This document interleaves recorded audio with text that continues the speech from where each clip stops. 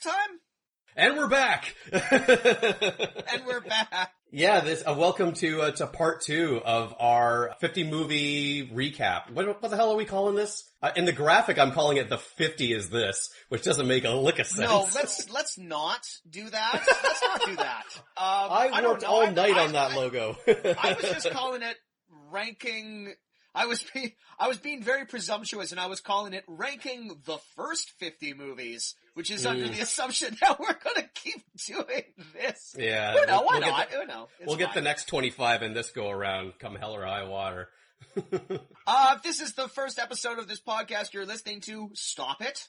Stop doing it. This is part 2 of a 2-part episode, so stop this and find the first part where we're ranking the 50 movies that we've covered on this show so far. We got as far as 25 last time, and then we realized, it's been 2 hours, and It's been like the length of a typical episode. I also worked a full day at work, and by, I think like 10 p.m. by the time we finished, I had no voice left. So now it's Saturday morning, 2 days later, and I'm bright-eyed and bushy-tailed, and I have coffee in me, and my voice, I've done my vocal warm-ups for the morning, just to the displeasure of my landlord and surrounding neighbors, and I'm feeling good. I'm ready to rank the rest of these fuckers. Excellent. Is there any old business that you want to get out of the way first, Jameson, before we jump into this? Well, just as sort of like a commemoration of it being our 50 episodes, I thought it would be nice to just like revisit our origin story, like how we met and how like this how the ball got rolling on this podcast. Is that okay? No, go ahead. Yeah, I mean, like... Well, because, like, I think a lot of new listeners would just assume that you and I are childhood friends, or, like, the people who host a show together were, like, people who met up freshman year in college. But that wasn't really us. We've only kind of known each other for the past, like, 5-ish years. Yes, but the majority of we're a lot different. We're different from the other podcasts out there because a lot of these other podcasts are hosted by lifelong friends, and sort of like the main catalyst for the two of us starting a podcast together really boils down to you coming up to me at a wedding and saying, "Hey, you want to do a podcast together?" And I couldn't think of a reason to say no. Yeah, I crashed a wedding and just asked every one of the attendees until someone said yes. To that wedding? Yeah. No, like what happened was, so listeners will know that I sort of have this side gig where I make web cartoons on the side. And one of my more popular, I suppose, series was a Sin City / The Punisher parody series called Kilroy. And after doing 19 episodes of that, I was feeling a little burnt out and wanted to just kind of walk away from it. But I didn't want to end on a whimper. And our mutual friend and friend of the show, Harrison Mooney, came to me with an idea for a special episode. And I figured, okay, 20th episode, it'll be an extended episode. That'll be a good one to sort of hang it up on. Kind of like what we're doing, except we're not hanging exactly, it up. Yeah. But, you know. Yeah. And as he and I were, like we spent a couple of weeks just like knocking story ideas around in his apartment, just getting drunk on scotch. And then it came time to the casting. And as we were sort of like throwing names out there of people we knew and actors we knew, he said, "Oh, by the way, I'm in this play, an adaptation of Titus."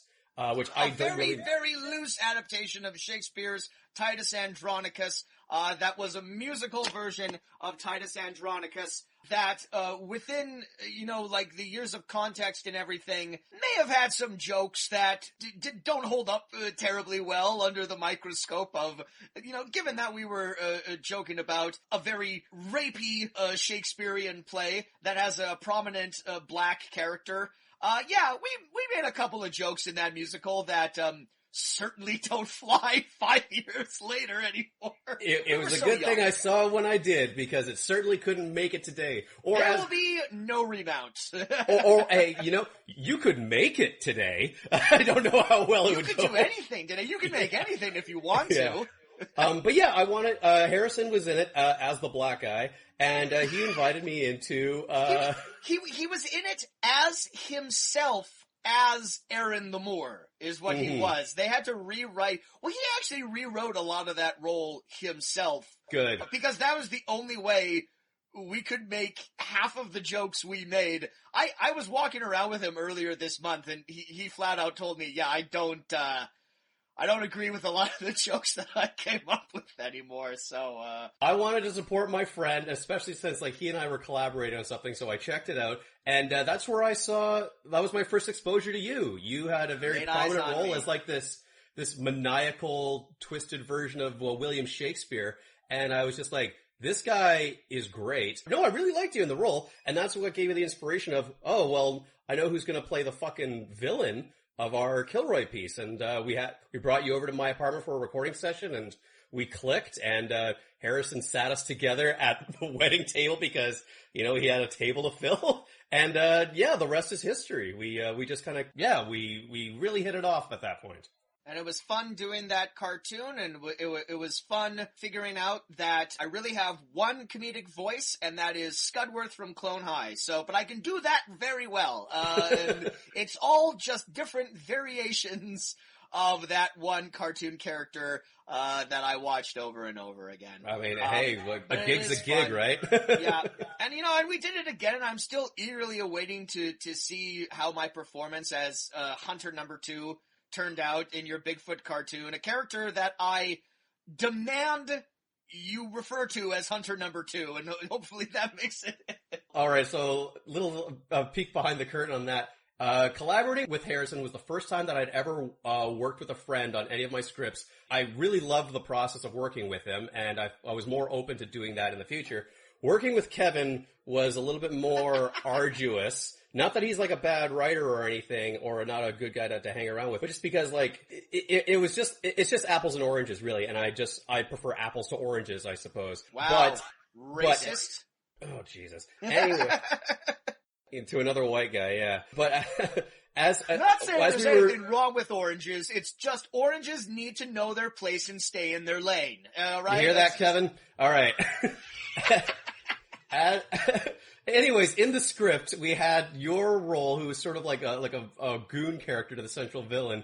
We have two characters, and one of them was like, there's a hunter and another hunter, and you were the other hunter. And at this time, we hadn't really determined names for these characters yet. So I said to Kevin, hey, before we get my professional actor friend in here to record his lines, can you please do like a word search for other hunter and give this guy a name? And he's like, you got it, no problem. And he didn't. And I was so embarrassed. And thank God you were such a good sport about that. So I'm mistaken. My character's name isn't Hunter number 2. It is Other Hunter, which is even better. Which is better than I thought. Okay, that's enough filling in the blanks here. We have 25 more movies that we need to get through and we need to categorize. Before we do that, do you have the list? You should bring up the list from last time, and we should go over the ranking. Again, we should remind ourselves what ranking we have so far, and maybe potentially use this moment to make any changes should we decide that we've put something in the wrong place. Okay, so just to recap, previously on The Fuck Is This? Are you going to screen share so I can see the list? Oh, yes. Thank you.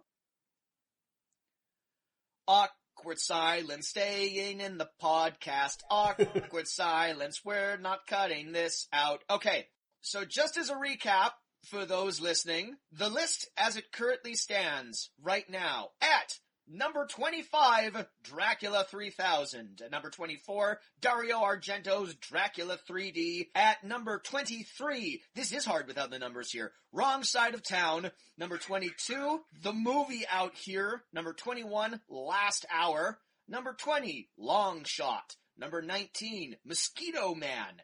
Number 18, The Shepherd. Number 17, Coward of the County. Number 16, Aspen Extreme. Number 15, Underdogs. Number 14, Hot Dog, the movie. Number 13, Reach Me. Number 12, Master Q 2001. Number 11, Hard Rock Zombies. Number 10, Pottersville. Number 9, Frankenstein Unbound. Number 8, Assault on Devil's Island. Number 7, Desert Heat. Number 6, Flight of Dragons. Number 4, Hamburger, the movie. Number 4, Mr. Stitch. Number 3, 2019, After the Fall of New York. Number 2, Laser Mission. And the current number 1 best movie that we have watched so far on this podcast, 1990, The Bronx Warriors. Or Bronx Warrior. That's another title that's hard to remember. Officially, it's The Bronx Warriors, but I think it's just easier to call it Bronx Warriors. All right, good. Going through that, I think I've changed my mind. I think everything's in the right place. What about you? I think it's fine. As memory serves, there were a couple of films in here, at least for Hamburger the movie. There's some original songs in that maybe we could have nominated. Oh, man. Okay, so you brought up the main thing that I wanted to say right now is that after the recording was done, I realized we left out a serious omission in the category of Best Original Song, which is, of course... Hamburgers for America! I mean, like, that's kind of the front runner, in my opinion. I know you don't agree with me. I think I know you're a mercenary man. But I'm gonna fight you on this one. So yes, I mean, we're now that we're kind of getting into the main chunk of our musical episodes. Now, Laser Mission has some competition, has some stiff competition, and may have a run for its money with a couple of them. So yeah, this is not going to be. It's going to be easier figuring out what our worst movie is, and a lot harder to come up with what the best song is. All right, well, let's jump right back into it. Let's try and get through this list. Let's try not to take another 2 hours, although we absolutely certainly will. But yeah, let's just do it. Let's just get through this list. Let's pick up where we left off. So the next movie on the list is My Brother the Pig. Do you want to take this plot synopsis? Sure, yeah. My Brother the Pig. It's in the 1,000 Views Club. It has 8 likes and 10 dislikes. Probably because we went after one of the most popular actresses in the world currently. So, My Brother the Pig. A young Scarlett Johansson does not get along with her little brother, who is just an absolute hellraiser. Their nanny, who looks after them while their parents are away in Paris, who's played delightfully by Eva Mendes. She has access to these Aztec crystals that have magical properties. These crystals turn her little brother into a pig. So ScarJo, Eva Mendes, and a shitty neighbor kid go into Mexico to find Eva Mendes' grandmother, who can reverse the spell before the pig is made into pork chops by a butcher who does not have any lines but sneezes a lot. The Sneezy Butcher! Oh my goodness, I forgot about the Sneezy Butcher. Alright, I have a new nomination for a performance of the movie. I originally wrote The Pig, which is a funnier joke if it weren't the first movie that we were starting with. So yes, I'm going to cross out The Pig, and I'm going to write Sneezy Butcher, because I forgot all about him. Yeah, nothing, like, weirdly problematic about this movie, insinuating that Mexican people have, like, ties to, like, mysticism and crystals that, like, transform people into animals if you drop ice cream on them. Yeah, there's nothing wrong with that for this fucking Disney Channel movie. Yeah. Even though ScarJo is, like, a bit of a racist heel throughout the movie. I don't know if she's racist necessarily as just, like, an insufferable preteen, but, yeah, it was interesting to take a peek at early ScarJo and see her as just a bratty little shit. Hadn't quite figured out the whole acting thing yet. But then again, she was probably like 16 or something, so rarely do they figure out the acting thing at that point. My thought on this movie is, if I were a parent, I would walk away from this movie thinking this is very insulting to my child's intelligence. I think as far as kids' movies go, this does kids a bit of a disservice. And everyone involved was sort of thinking, oh, kids will just watch anything. Yeah. This was a really fun movie to break down. I think one of our funnier episodes, just to discuss like all the shit that goes wrong with it. But it's not something that I could really, in good conscience, call like a good, bad movie. It's pretty bad. Also, a very weird early credit for composer Michael Giacchino. This was a very early movie that he made before he started making all the Pixar and all the J.J. Abrams stuff. And you can't tell because the score is nothing, really. Mm-hmm. But everyone's got to start somewhere. So where are we putting My Brother the Pig on this list? This is a weird movie to start off with because I have no strong opinion about this one way or the other, really. Mm-hmm. Now that I have it rattled around in my head, maybe I was a little too harsh on it. I think I like it better than Pottersville. I don't. Okay. I think Pottersville is more weird. There's better performances in Pottersville, and I don't like it as much as Hard Rock Zombies either. How about, do you like it better than Master Q? I would, you know what? It's maybe a little bit better than Master Q. No, because Master Q's fucking, I don't know. This is such a dull movie. It's kind of hard to figure out where to put this. I think it was, like, as much as I was throwing it through the ringer, I think it's a funnier movie than Reach Me. I don't agree with that. But okay, then again, okay. Reach Me isn't meant to be a comedy, though. So, how would you feel about putting it in between Reach Me and Hot Dog? Sure. Yeah? Yeah, okay. I'm okay with that. Alright, cool. My Brother the Pig next to Hot Dog, next to Underdogs. Hey, we kind of have like a thing going on there. There we go. I'm getting hungry here. Alright. Okay, moving on. We have Deal of a Lifetime. This this Kevin Pollak tour de force. A movie that literally, you know what, I'll go through the plot really quickly, but like, spoiler warning, this is gonna be low. This is one of, I don't know if I hate a movie more than this one. I think like, we were on total opposite ends of the spectrum on this one. Is this one that we like disagree with strongly? Alright, okay. Let me see if I can remember the plot. Alright, so there's this high school loser, who can't catch a break. He's not on the football team. He's in love with like the hot girl and he can't get his life. And also at the same time, Kevin Pollak is like a demon who is working for the devil. He calls himself the devil's agent, and hell is all like an office and there's like bureaucracy and whatnot. And Kevin Pollak's in trouble with Satan, so he picks this loser kid at random. Like the loser kid doesn't like summon a demon or anything. Like the demon kind of like forces his way into this kid's life and everything, and he just basically harangues him until the kid says, fine, I'll like sell my soul or whatever, and then he has to get his soul back from Kevin Pollak. And it's awful. It's awful. It's terrible. This, more than anything else, my biggest takeaway from this movie is the fact that it literally opens with a massive editing mistake. It opens with a scene that isn't supported by the rest of the movie, and you have to watch the entire movie before you realize, wait, that is obviously a deleted scene from a subplot that didn't make it into the movie, and they put it in the first 2 minutes. And it is so mind-numbingly confusing. And it's like, I can't believe this movie opens with a mistake. This movie opens with a mistake, and I cannot get past that. This is a genuinely broken movie. And I love it because of that. Like, there were moments where Jerry, the demon played by Kevin Pollak, he manipulates events. Like he'll snap his fingers and it'll cause a teacher to ballroom dance with the students, and we just figure, they must be enchanted by his magic. But by the end of the movie, where the main kid, like his whole life resets and we get to see these events again, without Jerry around, shit like that still happens. You know? Like, I think we mentioned in our recording that the last 5 minutes or so of the movie, we just couldn't take notes. Our jaws were just agape at how much was like not making sense at following this movie's logic.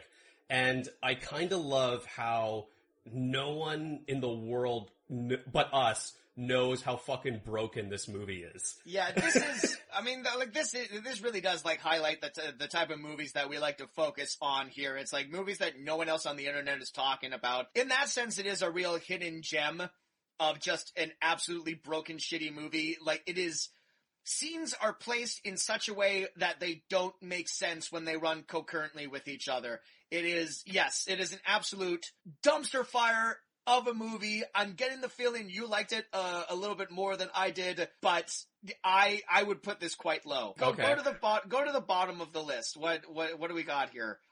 Movie out here, Wrong Side of Town, Argento's Dracula, and Dracula 3000. You know what? I can see your point, Jameson. I can see the argument for liking this on the same level as I like Last Hour, because it is truly incompetent. I think maybe this is just a hair better than Last Hour in quality, but it's still quite low for me. So I might put it right above Last Hour. What do you think? Well, I disagreed with your love for Last Hour. You disagreed with my love for A Deal of a Lifetime, so maybe it's I can accept the fact that we'll have these movies right next to each other. So I'm okay with that. Okay, I'm willing to, even though I like Last Hour more than Deal of a Lifetime, I'm willing to put it higher on the list. I don't Fair know enough. why. I can't believe Mosquito Man is considered better than Deal of a Lifetime. But whatever, we gotta move on. Do you have a favorite I don't have a favorite performance for this. They're all terrible. I just because he's in the movie a fucking lot, Kevin Pollak. He's in the movie a lot, and also not as much as you think he would be, given that he is the above the title star. Yeah. This really is his fucking, like, if it wasn't a vanity project, it kind of feels like it because I like Kevin Pollak quite a bit. I think he's very talented, but this is maybe evidence for the fact why there aren't more solo Kevin Pollak vehicles out there. Okay, moving on, we have another WrestleMania entry. This one is called Chasing Molly. Yes, we picked this one. This was an odd pick for WrestleMania because Kurt Angle is in it for maybe 10 minutes. He's in 2 scenes, but he does have one of the truly weirdest fucking moments.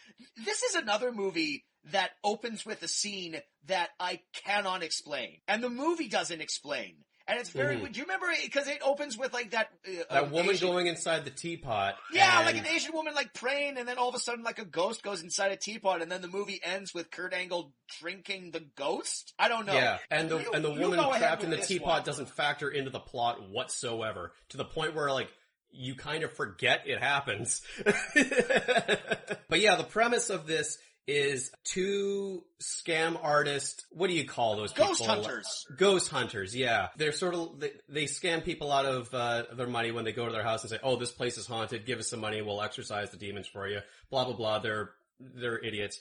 They come across a stash of Molly from Kurt Angle's criminal drug dealer character, and they start selling it to, like, their friends. And Kurt Angle comes back and he wants his drugs back, so he kidnaps one of the 2 fucking ghost hunters. And so the remaining one has to retrace her steps and find all the people she sold the drugs to and find money, like find either an equivalent of drugs to give back to Kurt Angle or enough money to pay him back, or, you know, a gun so she can go, or a weapon so she can go and rescue her friend herself. Yeah. And correct me if I'm wrong, they have stolen a bunch of Molly capsules, but the main character's name is also Molly? I don't remember. Yeah, maybe. That sounds about right. Look, Sure. The thing about this movie is that if you're living in Hollywood and you go to see this specific improv troupe that this writer and like all of like her friends are clearly part of, it's probably hilarious. The hilarity did not travel over to the movie because this is just like a mostly improvised comedy, and you can tell they just kind of gave people the barest structure of a scene, and then they just let them riff. It's riffing the movie, and it kind of becomes insufferable after a point. It's not terribly funny. It has some ebbs and flows to it. We laughed at some of the performances. This movie just doesn't really work too well story-wise, but you never get the impression that like the people involved with this were trying to make a good movie. This seems just like, we're friends and we're gonna put on a show for ourselves and for our neighbors. You know, like, why they bothered to do that, I don't really know. Some of the performances are good. Some of them are quite bad. In that respect, Chasing Molly is almost the movie version of this podcast. But I think the difference between that, Jameson, is you and I would never be so bold as to make a movie out of this podcast because we know that would be a disaster. So, and also we don't have talent enough to make a movie. So where the hell does this go? Maybe... do you want to put it in, like, above Deal of a Lifetime, below Long Shot? Yep, that works for me. Yeah. Yep. What's your favorite performance from it? My favorite I don't remember the name of the character because I didn't bother to look it up because fuck this movie, but it's, whoever like the first guy is who takes the Molly and then he starts going like, I can suck my own dick! Like, yeah, that guy was funny. That was just a funny line reading. So it's the guy that tried to suck his own dick, even though they didn't shoot him in any sort of position where it looked like he was trying to suck his own dick. He just said it because that was a funny line. Yeah. I got to tip my hat to the 2 actors who played the beat cops. who were these... Oh, wacky cops. Wacky acting cops, yeah. These fucking actors, who were just, ignoring dispatch, because they were talking about their auditions and stuff. I don't know. I could see these characters as recurring roles in something like Parks and Recreation. Not in every episode, but you love it whenever they do crop up every once in a while. Sure. I guess you can say I love it. Yeah. Yeah. All right, okay. Next, a movie that is kind of... too good for our podcast. It was kind of unfair for us to do this movie because this movie is kind of genuinely good. From my Surprisingly, opinion, anyway. No Contest, our highest viewed WrestleMania episode. Is it? Great. Yeah, 4.5 thousand views. Yeah. Awesome. All right. So, I'll run down the plot of No Contest. Have you seen Die Hard? Great. All right. So just change a couple of things. So it's Die Hard at a beauty contest. The John McClane role is now played, of course, naturally by Canada's own Shannon Tweed. The Hans Gruber role is played naturally by Andrew Dice Clay. Sorry, Andrew Clay. This was the period where he was dropping the dice. And basically, a bunch of terrorists take over a beauty contest. They want $18 million in diamonds for some absurd reason. And Shannon Tweed is the host of the beauty contest, but she's also a Taekwondo champion film star. And so, she gets one over on Andrew Dice Clay and his band of terrorists, which also include Roddy Rowdy Piper, which is how we included this in WrestleMania in the first place. And she takes them down, and Robert Davi is the original Vel Johnson because he's the cop on the outside, and, they're talking and everything. And it's awesome, and there are explosions, and this movie's number one. This movie's number one. It's number one on the list. I'm not even gonna... It's no contest, Jameson. It's no contest. Yeah, I mean, that's why I originally wanted to do, a tier list, because, this would be an S-tier movie. It's, in any other circumstance, you would dock this movie as just being, a cheap, shitty Die Hard ripoff. But this is a solidly made Die Hard ripoff that doesn't deviate too much from the formula. The action in it is really good. The characters are very likable. And I really got to give special commendation to Shannon Tweed. For someone who I always fucking just pegged as the the bombshell. She does very good in a leading role. Everyone will always say that, oh, John McClane, he's just an average guy caught up in a tough situation. To me, John McClane was never really an average guy. Kaz, you and I are average guys. John McClane is a cop who knows how to handle himself under pressure, who has firearm training, who can probably pass a police physical. Shannon Tweed's character is just an actress. She has Taekwondo training, but she's never been in a life or death situation. And she gives some performances where she's, completely under pressure and she breaks down and she's very hesitant to kill. And when she does kill, she's affected by it. Yeah.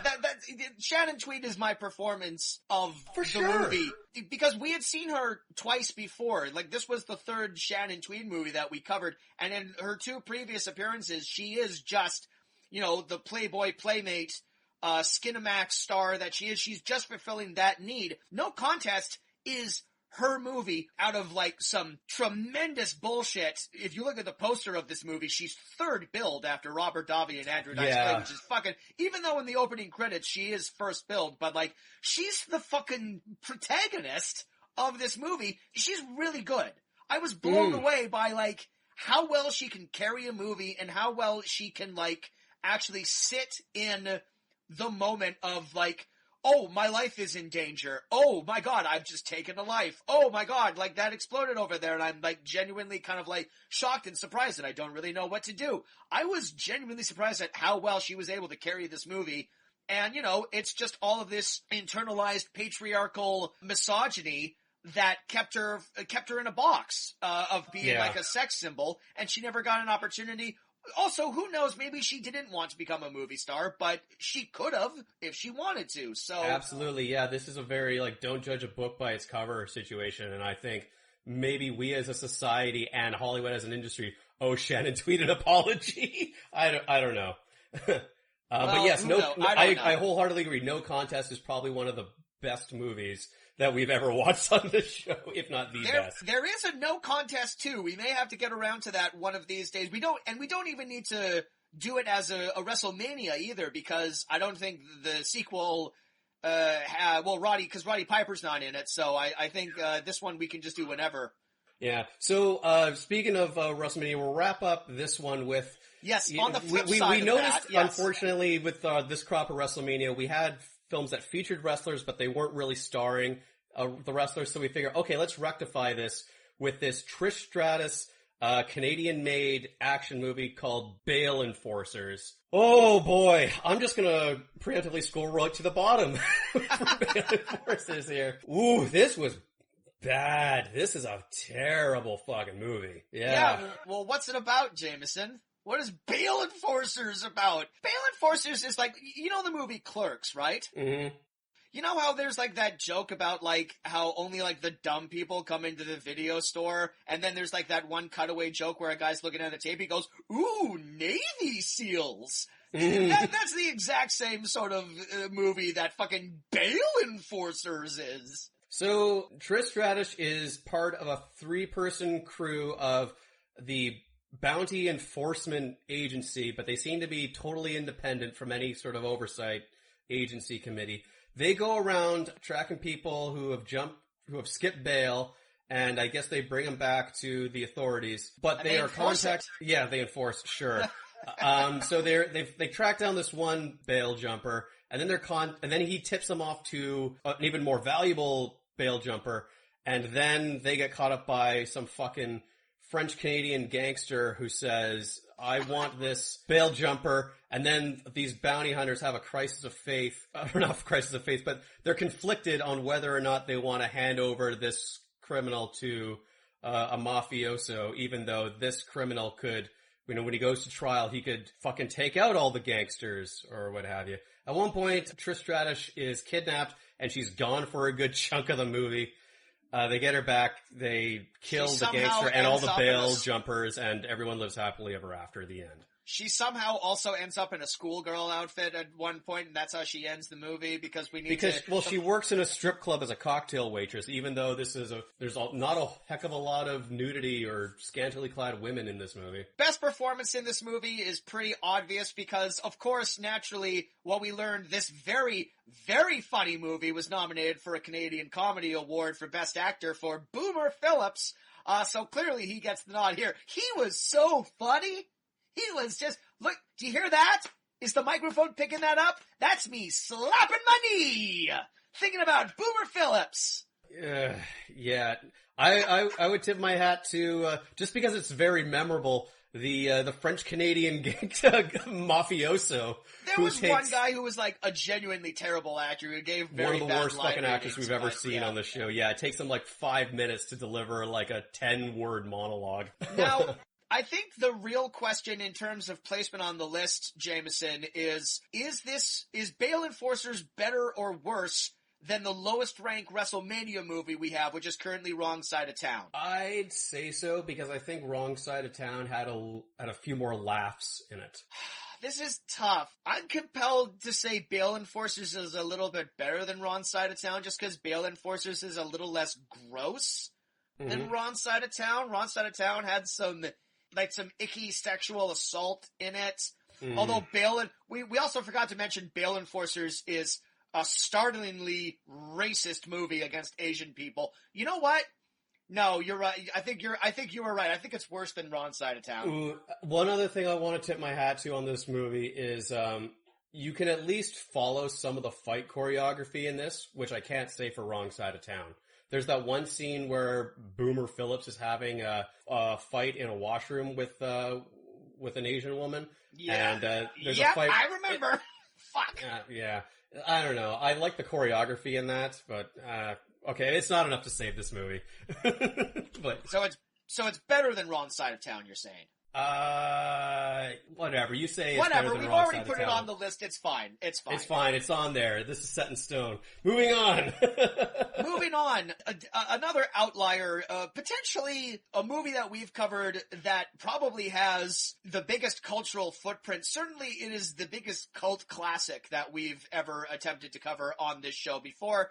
That is, of course, the musical romp Shock Treatment, which is the sort of sequel to the Rocky Horror Picture Show. The plot of Shock Treatment is Brad and Janet, the two characters from Rocky Horror, are now married, and they go to a live taping of a very prescient sort of reality-type television show where they are contestants, and they're sort of remade and given like new outfits and looks on life. And I guess maybe Brad gets shock treatment at one point, although nothing really comes of that. Yeah, the movie's like a big weird commentary on reality television, which didn't really exist in the 80s. So yeah, again, a weirdly prescient movie.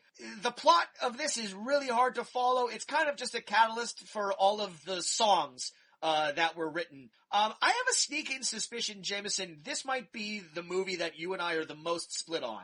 Because I think this is a movie that has gotten better, in my opinion, the more I think about it. I would actually rate this quite high. I think this is... Okay. I think this is a cult classic for a reason. I don't think it makes a lick of sense. I think the more you start pulling it apart, it immediately falls to pieces. But it's good. It's good. It's weird. And like, I don't know, I dug it. And I think some of the songs are, I think Anastasia, our guest, was right on the money. Some of these songs are genuine bangers. Okay. Yeah, like you said it, like, this movie doesn't make a lick of sense. And because of that, I just really couldn't get into it. And that's like, I think there's a misconception that I don't like musicals. I'm okay with musicals. I just don't like a lot of avant-garde stuff. And this movie isn't really trying to help me along through, like, to follow this plot. I like clear, concise storylines, and this movie is telling me to go fuck myself. I don't know, it's odd. Yes, they're at the taping of this reality show, but also this entire town seems to be living inside this TV studio, and they're not allowed to leave the TV studio, and they don't want to leave the TV studio. They don't want to. There's a central villain who runs the TV studio, who I suppose owns like this Dairy Queen-esque franchise, and he is trying to take over the country through like a cult of personality of sorts. He owns a Dairy Queen franchise? Farley Flavors? I think so. His name is Farley Flavors. He doesn't own a flavor-based ice cream chain. That's something that you're misremembering. By the end of the movie, everyone who works in the TV studio is all dressed up in like these, like the paper hats and like white uniforms that make me think of an old-timey Dairy Queen. Whatever. Okay. We're getting away from it. I didn't care. I didn't care for this movie. I will concede that there are some good songs in this. What would you before we put it on the list, what would you nominate for Best Original Song? Because obviously we have to nominate this for Best Original Song. Well, there's that title track for Shock Treatment that I like. I don't know, I think, just because I think it's a little bit like super toe tapping, I like that Little Black Dress song of hers that they sing for her. But, yep. These are good. Yeah, these are all good. I guess we have to agree on one. I wanted to suggest, just because I knew it would piss you off, Bitchin' in the Kitchen. Dude, that song is an earworm. I was fucking humming that shit for like a month solid. Oh, Blender. Yeah, that's like one of the first songs that plays in this movie, and like from the first line of that song, I'm like, I've checked out. I'm done. You lost me.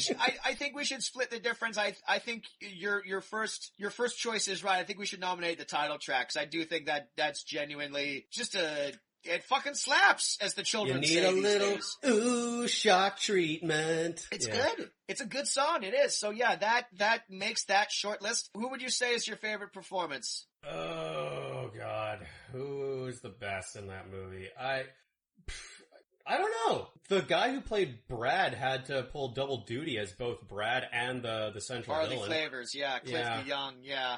Yeah, it was pretty good. I mean, I feel compelled to maybe throw some love towards Richard O'Brien, who wrote the show, and he's the thin, gaunt doctor with the spectacles and everything. I think he gives a suitable weirdo energy to it. Yeah, I don't know. You know what? In this case, I'm just going to say the ensemble, because I think I liked everybody in this. Okay. Where'd you want it on the list? We are definitely split on this movie, so that raises the question, where are we going to put it? Because I liked it more than you. I think it's a better movie than Mr. Stitch. Really? But do you want to put it that high? Personally, I wouldn't. I would probably put it above Devil's Island, beneath Desert Heat. I don't know, if like stuff that makes me laugh, I'm just gonna rate higher than the stuff that doesn't. But again, I'm not gonna offer much pushback on this. So where did you say you thought of it? Well, let's split the difference. How about, I think I would feel comfortable putting this in between Flight of Dragons and Desert Heat. Okay. I think it's a better movie than Desert Heat, but I can acknowledge Flight of Dragons has a little certain something to it. So yeah, we'll do that. Okay, cool. Okay, great. Right, moving on. Ooh, This is fun. Who wants to tackle the plot of this one here? Our next movie is The Telephone. The only movie directed by actor Rip Torn, starring Whoopi Goldberg and a couple of other people, but mostly Whoopi Goldberg. Mostly is right. Yeah, this is a bottle episode. So, Whoopi Goldberg is a struggling actress living in a dilapidated apartment building. She makes a bunch of phone calls to her friends, and between the phone calls, she fills up the dead air by doing these indefinitely long impressions, which run the gamut from racist to annoying.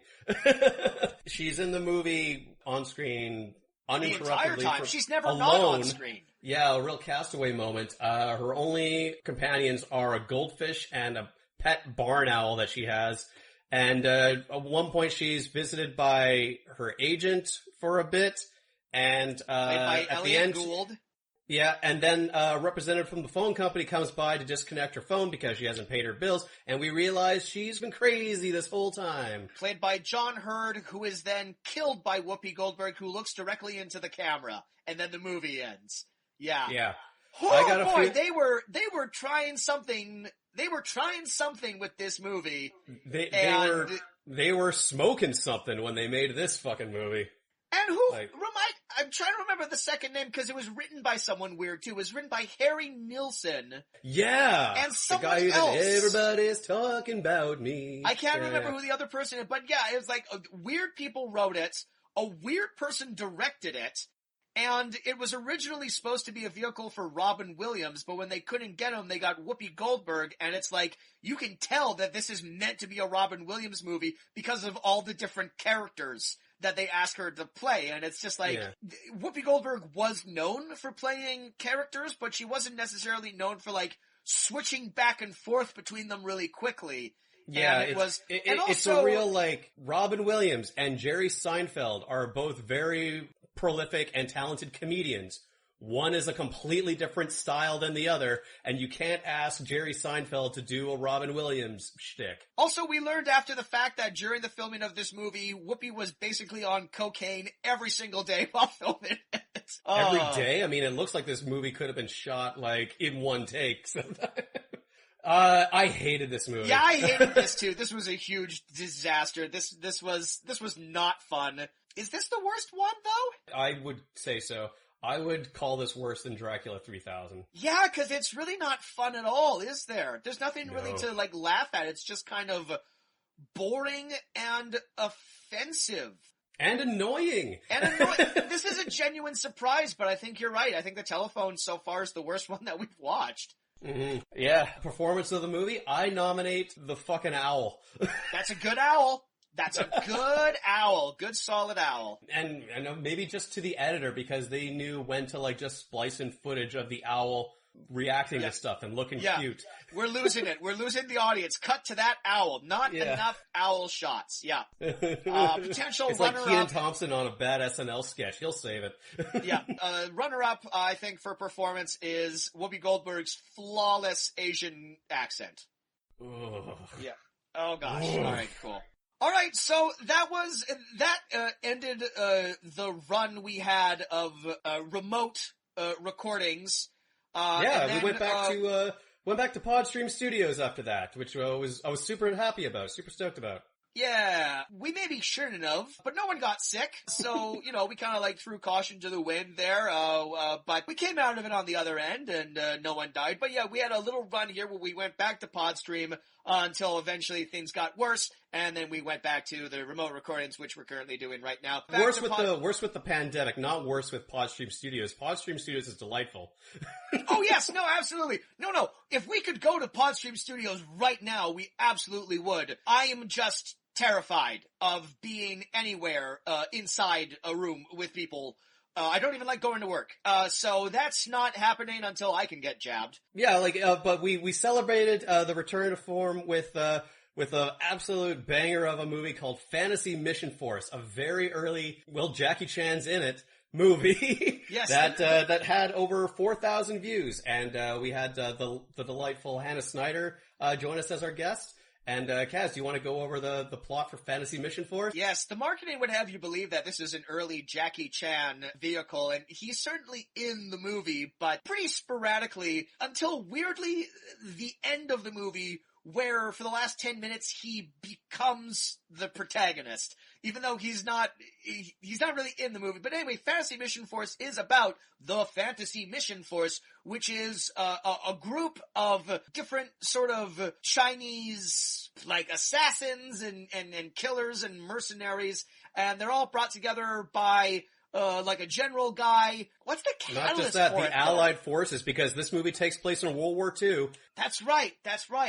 I don't This remember is a war this movie as well as you do. I don't know, they're on a mission. They like fight some Amazons at one point, who are some Amazon warriors who of course are led by a man in a tuxedo, who like sips martinis and stuff. They run afoul some ghosts and vampires in a haunted mansion. It becomes a haunted this is house also a horror for movie. like 20 minutes. And then there's a big final showdown, wherein every member of the Fantasy Mission Force is horribly killed, and then Jackie Chan comes in and fights the general who turns out was the villain the entire time, and then Jackie Chan wins. This movie's great. This is good movie. It's an awesome fucking movie. I love it. And it changes on a goddamn dime and keeps finding new ways to baffle and delightfully surprise you. Now, and it is so many fucking genres. It's, predominantly like a comedy, but even as far as like a comedy, as comedies go, it's just completely unpredictable, and it has like a viciousness aspect to it, cause like all the characters that you spend the whole movie falling in love with, they die. And there's like, and they're like lovable oafs and like big dum-dums, and like one guy gets like a sword through the anus, like it's really, really upsetting, frankly. And the fucking pyrotechnics and all the explosions are massive. Like, people had to have died on this production. Periodically Jackie Chan shows up and does, his Jackie Chan shit, which, like, seeing him, it's vintage Jackie Chan. I might be misremembering this, but didn't we find out that movie was, at least in part, funded by the Triad? Jackie Chan he was in a dispute with a director who had ties to the Triads, but the star of Fantasy Mission Force used his own connections with the Triads to get Jackie Chan out of that bind. And in return for that favor, Jackie Chan appeared to be in this movie with that other guy who was Jimmy Wang Yu, I believe. And he was sort of the Jackie Chan Bruce Lee before Jackie Chan and Bruce Lee hit the scene.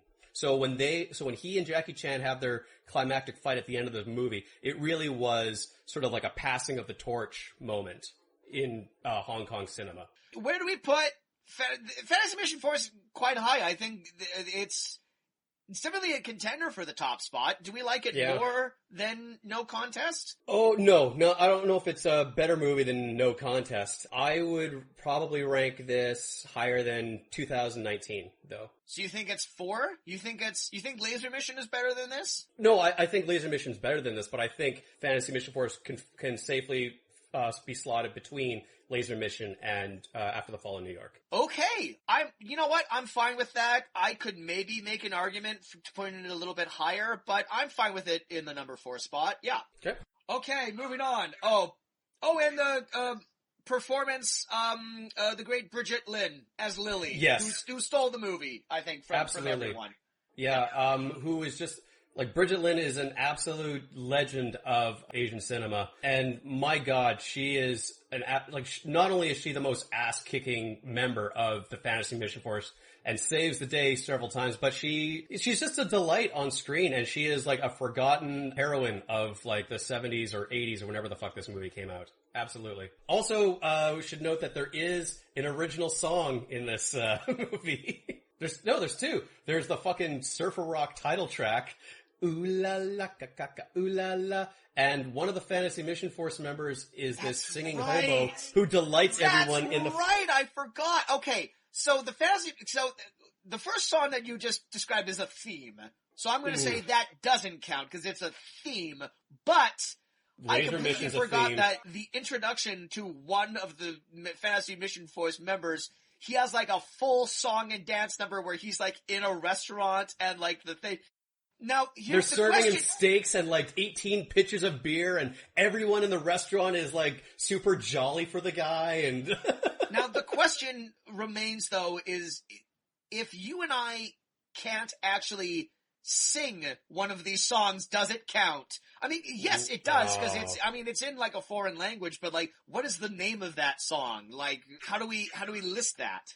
You got me. But you know what? Let's just call it the Fantasy Mission Force dinner song. And we'll include it anyway, because you're right, I forgot all about that, but I did love that moment. I thought that was a lot of fun, so yeah.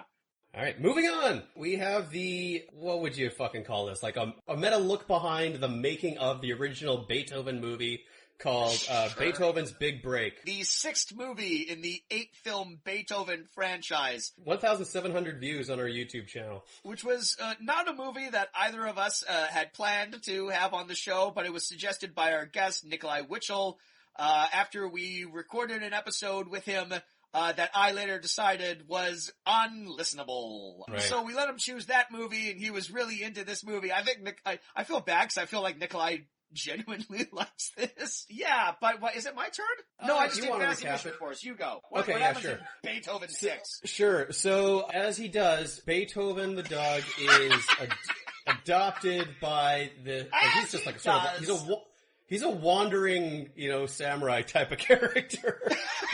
In this installment, he becomes adopted by a single father and his young son. The father works as an animal wrangler on a film studio. An assistant animal trainer.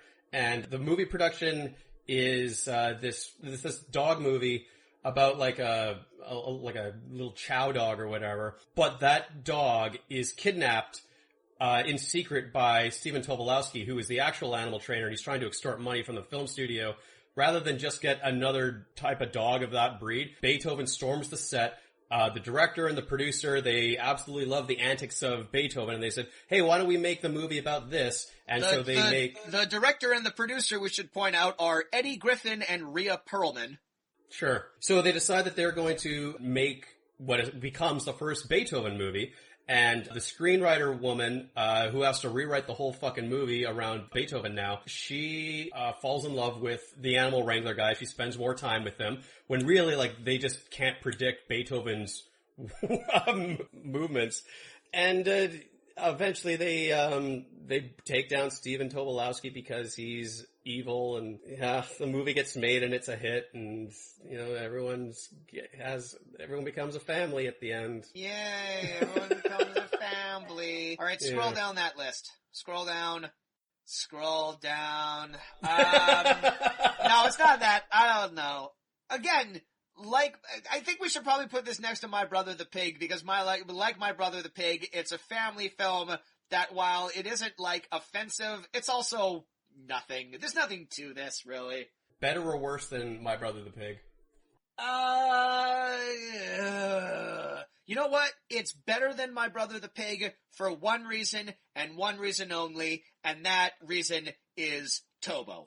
Tobo makes this movie. He's clearly the best performance in this. That was my main takeaway, is all that was a whole pile of nothing, but god damn it, Stephen Tobolowsky knows how to fucking deal with just a nothing part and just make it shine. As far as like family friendly movies go, this would not be insulting to a family's intelligence. There is like a degree of meta humor to it, which I wasn't expecting, and I can't imagine any other Beethoven movie in the series would have. I also want to point out that this movie also has an original song, the credits song, which is a cover of Life is a Rock, but the radio ruled me. But all the words are based around dog names, which I can't imagine was easy to write. You know what? I'm gonna go ahead and say that doesn't count because it's a parody song. So it's not terribly original. You can't just take a song that exists and replace it with dog shit. Okay, I'm just saying it would be a hard song to do a parody of. And it was. It turned out to be a hard song to do a parody of, because I don't know. Also, I don't remember that song, so. Sure. Next is the pirate movie. Speaking about our most recent inductee into the 1,000 Views Club. There we go. People love pirates, and they love movies. Do they? I should also note that we are currently at 1 hour into this recording. We have 16 movies left to go, so let's chop and channel. Plot of this is, have you seen The Pirates of Penzance? There we go. It's the plot of that. It's literally the plot of that with a framing device around a modern day girl, I guess, almost drowning and then imagining herself in the world of the Pirates of the Penzance, but with like a cool 80s sensibility. Yep. That's literally the plot of this movie. It's pretty easy to sum up, actually. Kinda, yeah. No, this is odd. I don't know who asked for a parody of Pirates of Penzance. Truly no one. No one was asking for that. And it came out before, like, a film adaptation of the Pirates of Penzance came out too. Like 2 months before the film adaptation of the Pirates of Penzance. This was odd, and it was carried by some genuinely likable performances, I would say. You know, like the female lead is cute as a button in this movie, but not in like a sexual way whatsoever. She's just a very likable, charming character. She should have more of a career. She's very winning. She's good. I also got to tip my hat to Ted Hamilton, the Australia's Man of the Year, or whoever the fuck he was, as the Pirate King. He wasn't good, but he was having fun. Yeah, he produced this whole movie so he could play the Pirate King in a Pirates of Penzance production, and he's not even that terribly good at it. But whatever, he bankrolled the whole thing. He had the money, yeah. And it featured some songs. It did feature some songs. Now, this is actually a real tough one because I'm not really sure what to nominate here. It feels like the obvious one to nominate is Pumpin' and Blowin', but that song has not held up well inside my head. I think I think I'm recorded on the episode as saying that song is awesome. Through the process of editing that episode, I changed my mind. I think that song is fucking annoying now. I'm sure if you heard it again, it would roll back over to 0 and you'd be like, okay, I like this again. I don't know, but I also don't know what to nominate in place of it because I can't remember. Well, because this is a weird musical because pick a song from what's your favorite song from Pirates of Penzance? Nominate one of those. But also, it's like, yeah, it just straight up has songs from Pirates of Penzance in it, but they're all bad versions of the song. Like, it's all, like, it's like if you wanted to hear a song from Pirates of Penzance, just listen to the fucking operetta. Like, don't listen to these versions. These are bad versions of these songs, sung by people that can't really sing. Yeah, no, come to think of it, like, this movie is like, is it trying to take Pirates of Penzance down a peg? It kind of, yeah, it kind of feels like, I don't know. It feels like, it's a parody of Pirates of Penzance, but like, it has such contempt for Pirates of Penzance. I think I'd nominate the final song, Give Me a Happy Ending, which is funny. And is a little more memorable in a non-annoying way than Pumpin' and Blowin'. Pumpin' and Blowin' has the better music video with the animated fish. But also, Happy Ending is where we came up with the $1 million idea of the double cape. So yes. We got some merch on the table. Yeah. Where do you want this in the list? Maybe after Hard Rock Zombies. Okay. Above Master Q, I'm okay with that. Because I didn't hate this. I had a lot of fun with it. Yeah, it's cute. It's weird, but it's cute. Okay, moving on. We have some Halloween movies again. First on deck, we have Arcade, which is a film that, because I work in the games industry and like sort of a lifelong gamer, and first watched this movie with like people who work in the video games industry and were lifelong gamers. We just had a little bit more. We got a little bit more enjoyment out of. Can you check this weird shit out? So I think I liked it a little bit more than you, and maybe that kind of sours my impression. But the central premise is there is like a new arcade game at the arcade called Arcade. That's evil and has a mind of its own, and it traps anyone who it traps most people who play it inside the game. And this one girl's boyfriend gets sucked in, so she and her friend have to travel into the game. And the whole third act of the movie is just this laughably awful looking green screen effect of them going through essentially Tron to get people out of the game. When you watch this movie on Tubi, like when you look this movie up on Tubi, like Tubi will have like a screenshot as like the background on like the homepage for when you watch this. And for some reason, the screenshot that Tubi has for Arcade is someone wrestling with what looks like a giant Venus flytrap. And the entire time I was watching the movie, I was waiting for the moment where they got attacked by a Venus flytrap. I guess Tubi has the wrong picture up, because that's not in the movie. That's sort of my main takeaway from Arcade. I think this is on the same level as a forgettable episode of Are You Afraid of the Dark? This movie's fucking lame, bro. I'm sorry, I couldn't gain a ton of enjoyment from this, not even really in an ironic way. It was just kind of like funny to laugh at the things that they thought video games could do in the early 90s. The things that they thought virtual reality could do in the early 90s.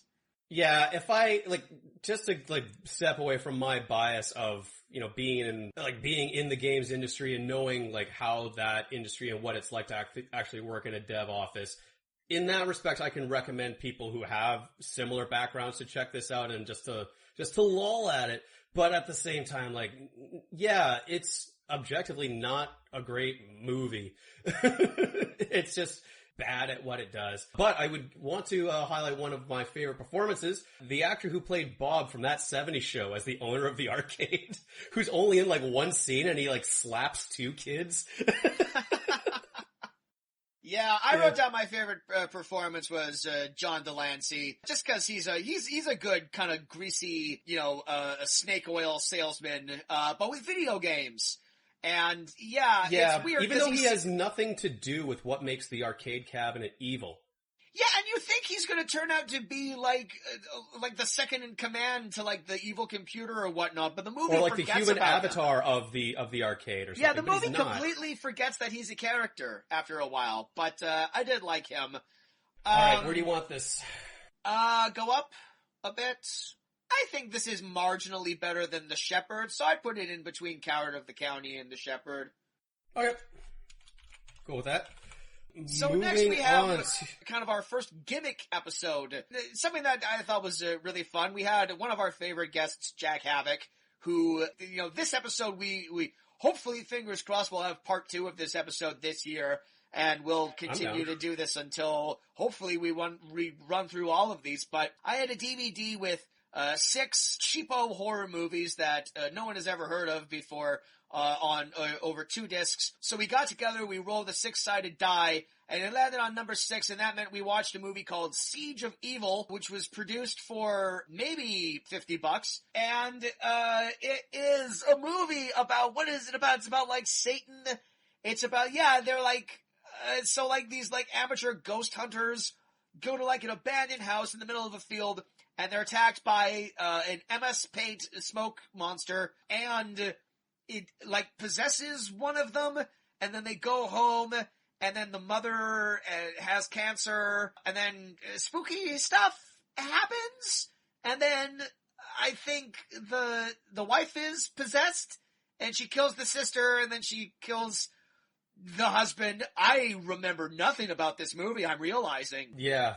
I think you had it backwards, like the husband gets possessed and kills the wife.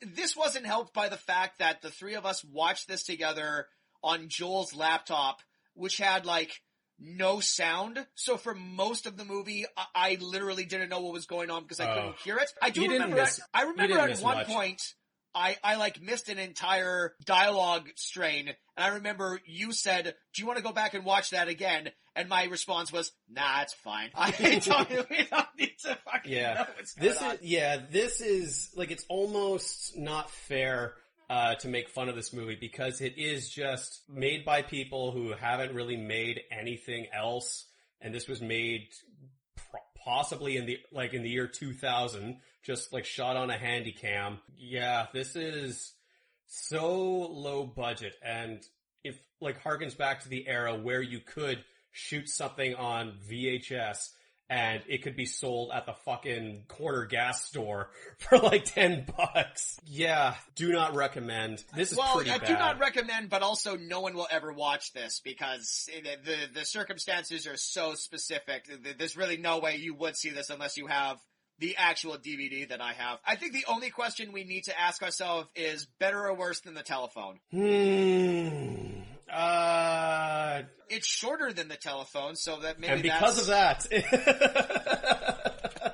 it edges out to the telephone. All right, fair enough. All right, next, another guest recommended movie. This is Shockwaves, another shocking movie recommended by our guest Casey Poor, which is about Nazi zombies. But despite that fact, you would think it would be cooler than it was, but it's not. So what's Shockwaves about, Jameson? I don't even know why they were out on the water, but these tourists, their ship runs aground against this island, I suppose maybe in the Bermuda Triangle, probably not though. The ship runs aground, they go onto the island, they find Peter Cushing, who is this Nazi scientist who's living in exile, and he tells people to get off the island because his Nazi scientists made these Nazi zombies that'll just kill people on the island, and it follows everyone as they try to get off the island. In the end, only one woman makes it safely off the island. Yeah. This was a boring movie. Yeah, this is maybe the most bored I was while watching the movie, and I felt really bad because Casey recommended this one, and then afterwards we're just all like, man, this is really dull. And it's not like incompetent, like we certainly watched worse made movies on this show, but it's about Nazi zombies, but their method of attack is like slowly and quietly drowning people. It's like the least cinematic way a zombie could kill someone, and that's the only way that it goes through. Like, this movie is padded like a motherfucker. So many shots of just people walking around, splashing around the shoreline, zombies slowly rising out of the water and creeping behind a bush. It's not entertaining whatsoever to watch. Yeah, this looked like an uncomfortable movie to be on. Like, I just imagine the cast would just damp all the time. It didn't look fun for anyone. Best performance I wrote down should have been Peter Cushing, but wasn't.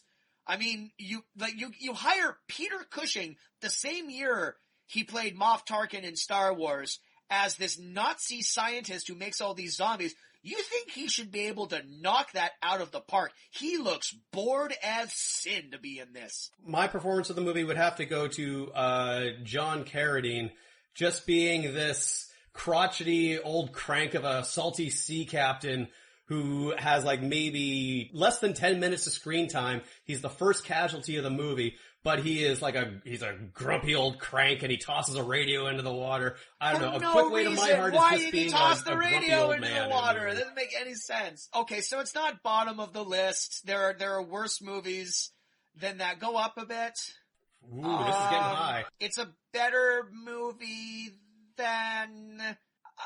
You know what? I think it's in between Long Shot and Chasing Molly. Really? Wow. Okay. It's boring, but it's not like badly made. There's like a little bit of atmosphere to it. It's just dull. It's maybe the dullest movie that we've covered, but it's not bad. Wow, you really did not like Deal of a Lifetime. No, Deal of a Lifetime sucks. It's a shit movie. Moving on. I am still genuinely surprised that Mosquito Man is as high up on the list as it is. Yeah, for sure. I want to keep looking at the bottom of the list. I think before we move on, I want to make one correction. I've been thinking about it as we keep going up the list. I think Dracula 3000 might be better than Argento's Dracula. Okay. I think maybe we should flip those around.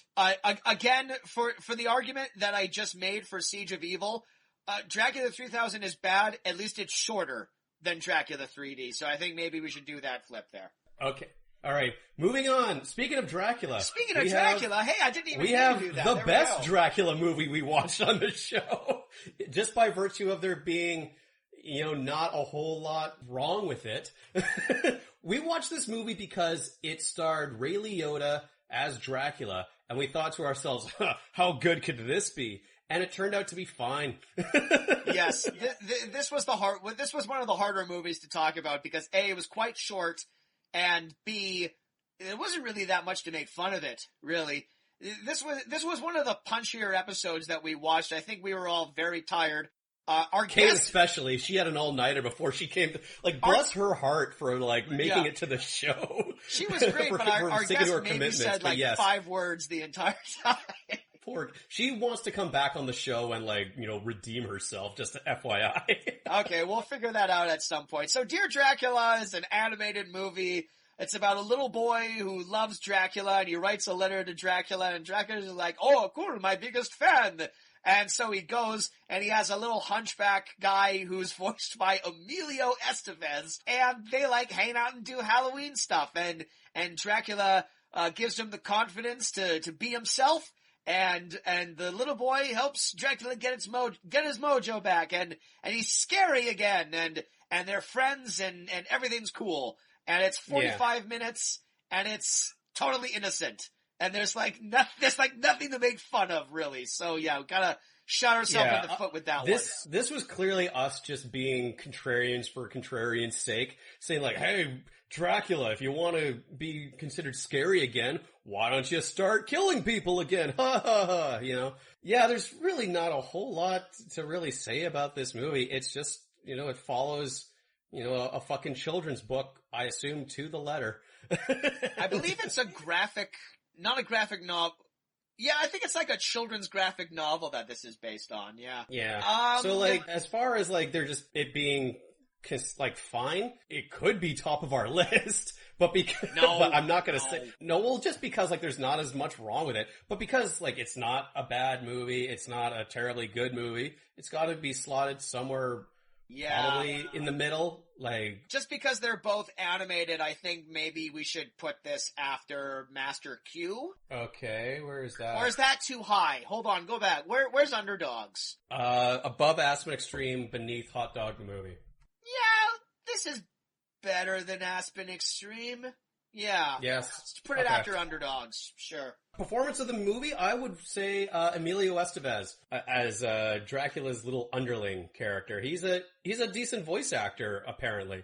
Yep. And for my performance of the movie, I wrote down Weber the Spider. All right, moving on. We have a movie that I love, Wishman. From the director of Hamburger, the motion picture. I want to take a crack at this one here, even though I just did Dear Dracula, because the plot of this is wacky. So, there's a rambling junk man, played by Paul Le Mat, who just goes around and digs through dumpsters and, repurposes things that people have thrown out. And one day, while diving through a dumpster, he finds a homeless man named Hitchcock. But Hitchcock isn't a regular homeless man. He's a homeless genie who has lost his bottle. And so Hitchcock and Paul Le Mat team up with his wacky friend Staten Jack Rose, played by Brian James, and they go around and they try and find the bottle. And also, at the same time, Paul Le Mat is in love with this developmentally challenged woman who has essentially been held captive and gaslit for years by her lawyer and her housemaid, who are stealing all of her funds. And now that she's in love with Paul Le Mat, they're worried that she's going to be financially independent, so they conspire to get her pregnant against her knowledge. And so they run around, and also this movie's about a genie. This movie's gotta be hot. This movie has gotta be near the top of the list, because this is one of the weirdest fucking things we've ever watched, and I love it. I think this movie's really fun. It is so problematic, and I can't believe that this doesn't have, like, it hasn't found new life as like a midnight movie in the way that The Room or Troll 2 has. This is, like, God, this is baffling. Yeah. Like, I think, like, the movies at the top of our list, once the pandemic ends, like, if I'm hanging out with, like, a bunch of people and we want to, like, put something on that just, like, is so fun to, like, poke fun at and, like, pull apart and, like, look at all, like, the different moving parts, I would 100% recommend this. Like, this is just, wow, this is everything I love in a weird fucking movie with, like, a weird tone. Like, there's so many, like, little things to talk about this movie. There's, like, the poor homeless football player with, like, the head injury and everything. And every time the movie focuses on him, it's like, it adds, like, this weird pathos and everything. There's Hitchcock the Genie at one point wears an off-brand Goofy hat. For no reason! Yeah. You can't follow anything that's going on in the scene because you're just transfixed on this hat that was clearly a Goofy hat, but to make it not Goofy, they gave it fangs and a pig nose. Right. So I would rate this movie quite high, but in the interest of not hijacking this list, where would you put Wishman, Jameson?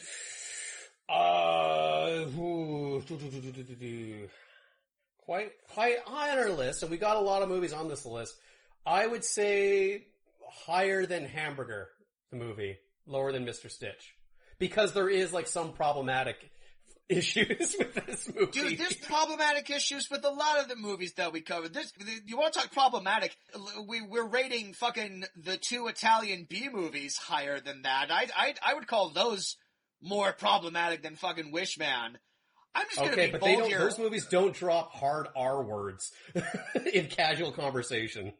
No, but there's, like, actual fucking rape in those movies. I don't know. That's not the R word I'm talking about. I'm gonna be bold. I think this is number 2. Yeah. So do you want to split, but you want to split the different? Oh, no, number 2. Good. I'm in for it. I'm in for it. I think that's where it goes. Okay. Alright, great. Oh, did we say favorite performance? I think my favorite performance, Brian James, is Staten Jack Rose, because that's just a great side character. That's one of the great all-time side characters, I think. Yeah, we made the crack that, like, everyone needs a friend like Staten Jack Rose. Like, a character who, like, you know is a little crazy, but he's incredibly loyal, and he's good to have around in a bind. It's also just a weird, like, Wishman is such a weird movie. It's like a weirdly self-referential movie. Like, at one point in time, Brian James drops a line that's alluding not to his role in Blade Runner, but to the short story that Blade Runner is based on. And that's such a weirdly specific reference that I'm like, who was that for other than exactly me? Yeah. Because, like, this movie had to have been, like, independently made. That is just the writer-director saying, like, hey, no one's telling me I can't, put this line in. I may have to find moving this on, movie. we watched Cyber Bandits, which was something that I became curious about when I just, like, we'll watch trailers to movies and just like, oh, this might make a good episode. I found out that this movie featured an actor that was in an earlier movie that we covered, Aspen Extreme, and it's the guy he played like the sports rival if Aspen Extreme were like an actual sports movie. He's actually this movie has a lot of musicians playing like prominent roles. It has the guy from Spandau Ballet, Adam Ant, Grace Jones, I think one other person, and the legendary James Hong in it. And it's about a woman who is dating like this tech billionaire, steals plans for this super weapon that will trap people in a dreamscape. And she partners up with someone who works on her boyfriend's yacht as a way to like smuggle these plans off of this like hedonistic paradise island. They get the plans for the super weapon digitally tattooed onto his back, but then she's kidnapped by the tech billionaire, and the guy who works on the yacht teams up with Grace Jones's resistance movement who like live on that hedonistic island, but they turn out to be evil. This movie's a fucking mess. But I kind of love it in how much of a mess it is. Yeah, I think this is some good early 90s cheese. Yeah, much like kind of arcade, but like better than arcade. It's got like that whole like past future tech thing where it's all like, look at how things are gonna be in the future. And just laughably bad special effects in it, like for the time, like incredibly dated CGI, and you know, stuff will spin and beep unnecessarily. And for as much as like people like say that this is the future, no one really kind of knew that like in the future there wouldn't be massive monitors or like I really like the scene where Martin Kemp goes to the virtual strip club and it has him design his stripper avatar. Like he's allowed to like choose her breast size and like how long her legs are. And then after he creates her and he goes to like a desert island and she's dancing for him, he says, you're not really my type. You literally made her! Yeah. What are you talking about? She's not your type. Why are you there then? He's such a laughably terrible main character who's like sort of very passive. He's never involved in any decisions. He's just a passenger along for the ride. Favorite performance, surprisingly, a very compelling lead villain performance by Robert Hayes. I was surprised at how much I liked him in this movie. I thought he was really good. Oh, he's great, but I can't give him top performance. The top performance goes to the hotel clerk. Oh, that's right. I forgot about her. These are my parents. She's delightfully eccentric. She talks to a stuffed coyote. She's in like her own little world. I don't know. She's great. You can't put into words how great she is. Yeah, this movie's pretty fun. I think we can rate this reasonably high, but like kind of closer to like the bottom of the high. I'd say lower than Mr. Stitch. Yeah. I mean, I like Hamburger better than this, but yeah, we can put this over Hamburger, sure. I don't mind. You know what?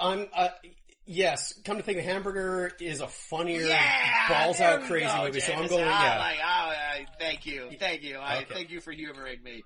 No problem. Okay, next we have, we're home for the holidays with another holiday movie called Home for the Holidays, where we were joined by two guests, past guests and friends of the show, Tashana Sahada and Hannah Snyder. We got drunk on wine and we watched an incredibly boring murder mystery around the holidays. Do you want to take this one? Yeah, I mean, I also want to preface this by saying, like, we gave them, like, a choice of, like, 4 movies to choose from, and for some reason, this is the one that we ended up on. I think we all ended up regretting this being the one. I think at some point in time, Jameson, we have to do Christmas Crash. That's the one I think we should have done. I feel like that's the one with Michael Madsen and Alexandra Paul, where they, like, crash on the island. I don't know. That looks good. All right, anyway, Home for the Holidays is this boring fucking movie about like an old guy who thinks that his new wife is poisoning him. So he has 4 estranged daughters. I guess one of them isn't estranged. One of them lives with him, but like 3 estranged daughters. One of them is a young Sally Field. The other one is the recently passed late great Jessica Walter.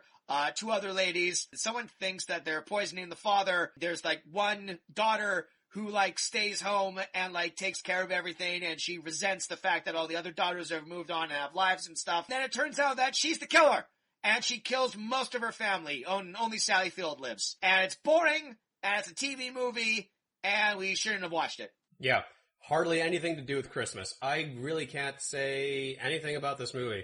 It sucked. Yep.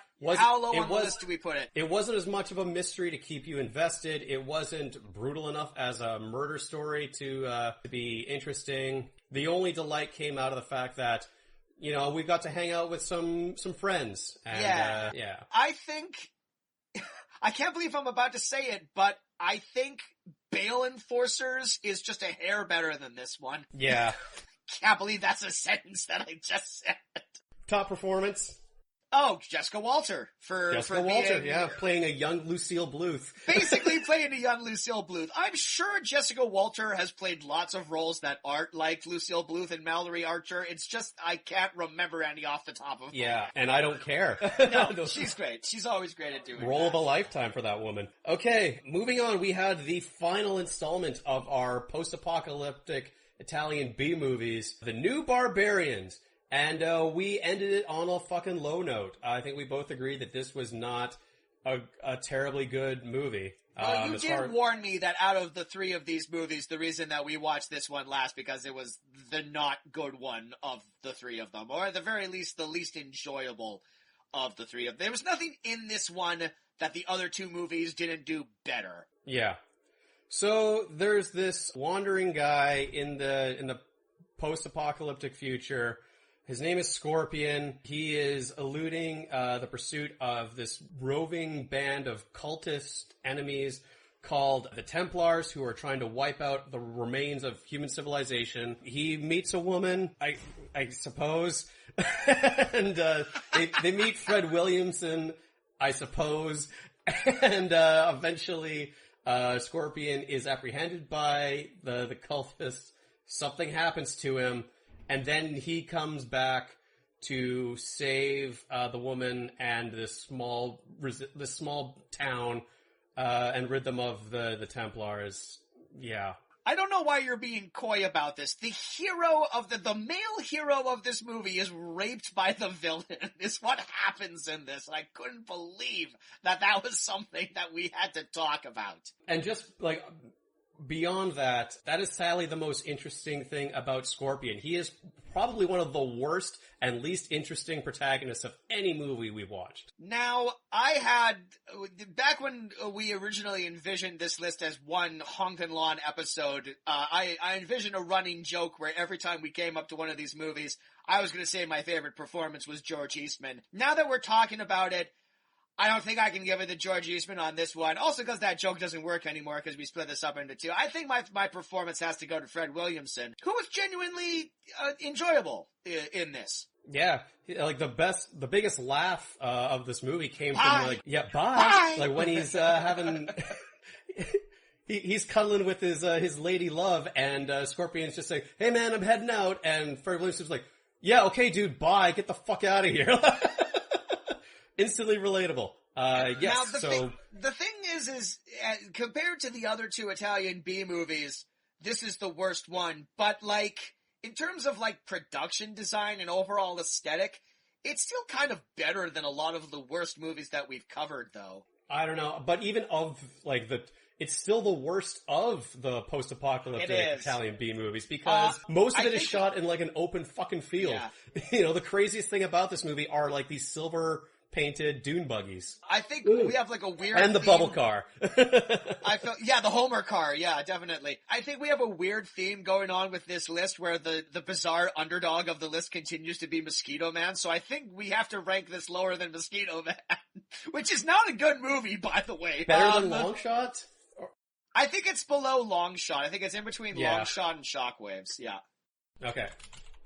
Okay. Moving on, first movie of 2021, another movie that has like a sizable cult following and might have been a little unfair for us to cover because I think it ended up being a genuinely pretty great movie is The Adventures of Mark Twain, which is an animated claymation movie from legendary animator Will Vinton, and it is a movie about fictional characters, Tom Sawyer, Huck Finn, and Becky Sawyer? Thatcher? What's her? Thatcher. Yeah. And they meet their actual creator, Mark Twain, and they go on a steampunk blimp into outer space. Dirigible floating through time and space, and they go into his works. There's a lot of time spent with Adam and Eve in the Garden of Creation, a lot more than we realized was going to go into it. There's also a brief stopover in Alien Heaven with a bunch of three-headed purple cigar-loving aliens who like to make out with each other, and they meet the devil. They meet the literal devil, and it's one of the most terrifying things I've ever seen in my life. This movie rocks. This is a great movie. Like, once you get over the initial weirdness, Sorry, I misspoke. This movie grocks. Grocks. Once you get over the initial weirdness and, like, the nature of it jumping around, this movie has a lot of sentimentality to it, especially like when you get to the end of the Adam and Eve story. At one point, like, Mark Twain has like this turn where he gets incredibly downtrodden and you feel it in your heart that like, I don't know why I'm feeling so bad for Mark Twain, and I don't want to feel bad for Mark Twain. And then you have like the genuine terror that comes from like the incarnation of Satan in this movie. And then by the end, the movie gets genuinely exciting as like the whole point of the movie is like they're trying to take the blimp to catch Halley's Comet. And like once like they're running out of time to do that, it gets genuinely exciting. Yeah, this movie, it runs the gamut on the emotional spectrum, and it's quite delightful when all is said and done. I'm going to propose something, because I'm looking at the top of the list here. I'm going to make a proposition. It's a little wild, but I'm thinking about it, and I'm thinking about the type of movies that we like to showcase on this show. And it's not necessarily, because we want to put the focus on weird. And we want to put the focus on just like singularly weird in a way that is hard to describe, but we want to try and describe it anyway. So here is my pitch for the restructuring of the top of the list. Stay with me. I'm going to throw this at you. Let me know what you think about this. Number 3, no contest. Number 2, Mark Twain. Number 1, Wishman. I think Wishman takes the top spot. Okay. Do you disagree? No. You have thoughts? No, I'm fine. Okay, because No Contest is a great movie, but it's pretty conventional. It's just like it's a good, solid Die Hard ripoff. Mark Twain is a good movie. It's a good, weird movie. Wishman is a worse movie than those two, but it may be the weirdest fucking thing that we've watched on the show thus far. Sure. So I think that's what the list looks like at this point. Sure. Yeah, I'm okay with that. And I want to nominate for best song the credits track, that weird bluegrass power ballad. How did that? It was all like the chasing the night. The comet comes today. Yeah, that was pretty good. Yeah. I don't remember what it's called, but it was pretty good. Also, the little organ tune that he plays midway through the movie, like that was pretty good too. I didn't mind that. Chilling, yeah. Performance, let's hear it for Satan. Let's hear it for Satan, everybody. That's what I wrote down too. Obviously, that sticks out for you. That is one of the most unsettling depictions of the devil I have ever seen in any movie, including including scary movies about Satan. Yes, including movies like Legend, where Satan is played by the great Tim Curry. And hey, speaking of, our next movie is Pass the Ammo, which is a very strange 80s comedy starring Bill Paxton, Tim Curry, Annie Potts, and others. So do you want to try and run down the plot of Pass the Ammo? Sure. So, Tim Curry plays this crooked televangelist, partnered with his wife, played by Annie Potts, who has like a bit of there's a lot of Vegas showgirl in her, and together they put on these church sermons that are so spellbinding that they trap like a small county, into just like bilking all of their money, like bilking the entire county out of all their money. A taping of their broadcast is sabotaged and interrupted by, Bill Paxton, his girlfriend, and like 2 of their cronies. They're robbing everyone at gunpoint because his girlfriend's grandmother gave all of her life savings. They're there to get it back. These criminals, they're not entirely bad people. In fact, they're more like honorable crooks than Tim Curry's character. There's a standoff between the police, the criminals.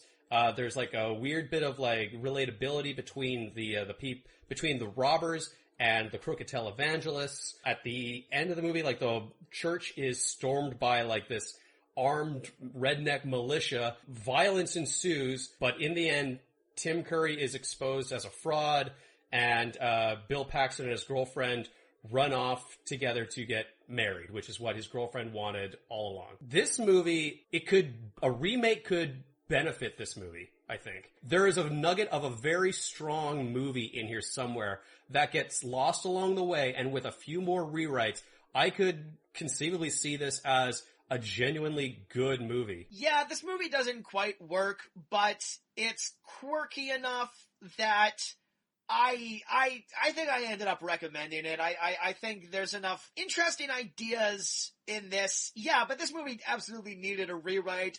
I said this on the episode, but I'll reiterate here. This movie would have benefited if it was more from the perspective of the televangelist TV show. I think if it had been a little bit more, as you said earlier, of a bottle movie, and they didn't keep cutting away to other locations so much. I think if they had just made it about the broadcast, and they had kind of like focused and not introduced so many side characters, I think it would have benefited from it a little bit more. And also, I disagree. I think the heart of the movie are the fiance couple that robbed the place. I think like if you just I don't know. I could like I've mentioned before that I dabbled in screenwriting. I would take a crack at another adaptation of this and see if I could shop it around.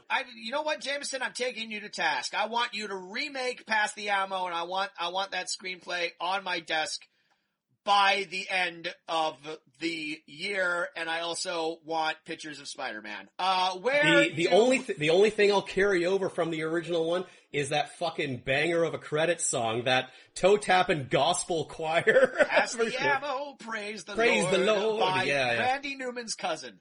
I like that song. I like that song so much that I had to look it up, and you can't find it anywhere. That deserves to be back in the pulp culture zeitgeist. So where do you want this movie? Go on the list? It's definitely flawed. It is a very flawed movie. In that respect, I think it's kind of, I'm getting kind of a Pottersville vibe from this. So I think maybe, is it better or worse than Pottersville? Ooh, I'd say better. Alright. Maybe just because I like the idea of it more than I like Pottersville. Yeah, my favorite performance is obvious, and I don't even need to say it. So what's your favorite performance? Tim Curry. It has to be Tim Curry. Yeah, he's pretty good. Absolutely. Even though he can't do a fucking little southern accent to save his life. But that's part of the fun. Who cares? Part of the fun of watching him is trying to work his lips around that fucking American accent that he cannot do. You cast him as like this fucking duplicitous snake oil salesman, southern preacher who's like casting hellfire and brimstone to his followers in like this high production stage. Like, yeah, you fucking cast Tim Curry or something like that, and he'll know exactly what to do. I'm not even that much of a Tim Curry fan, or not as big a fan as you, but holy shit, like he's perfect for a role like that. All right, moving on. The Return of Captain Invincible, an Australian comedy, mostly starring Americans in the lead role. Where Alan Arkin plays a washed-up 30s-era superhero who just kind of has unspecified Superman powers, and also the power of magnets, I guess. And he fights Christopher Lee, who has followed him throughout the years, but because of McCarthyism, he ends up drunk in Australia, and then Christopher Lee's Mr. Midnight comes back with like a land development scheme that also we find out is him wanting to get rid of not white people, I guess. Yeah, all these ethnic minorities, yeah. And Captain Invincible has to get his mojo back. And also, it's a musical. Woo. Yeah, everything but the fucking kitchen sink with this movie. It is beyond wacky. It's hard to describe. I'm trying to remember the name of the song Christopher Lee says. Is it called Pick Your Poison? Choose Your Poison. Choose your poison. I'll have to let the boys in. Just like Christopher Lee's like deep baritone singing is just great. I love that. If anything's gonna give Mercenary Man a run for its money, it's that song. Yeah. So that's my absolute nomination. And also top performance, obviously, is the great Christopher Lee, who's genuinely funny and great in this. And see, I don't know. Like, it's a toss-up between Christopher Lee, who is just like an absolute professional with the material he's given, and Alan Arkin, who is just so unprofessional and non-committed to playing the role of a superhero. Oh wait, best original song. I misspoke. How could I forget the toe-tapping classic? Bullshit, bullshit, bullshit, bullshit, bullshit, bullshit, bullshit. Bullshit, bullshit, bullshit, bullshit, bullshit, bullshit. There we go. That's literally the. No.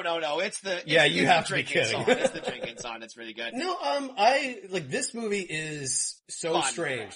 It's fun. It's strange. I think we should rank this pretty high. I think we should rank this high. The more we're talking about it, the more DNA it kind of shares with Wishman. Just in the sense that it's like, you can't quite believe all the things they were able to put in this. There's a fucking fight against vacuum cleaners, sentient vacuum cleaners in this fight.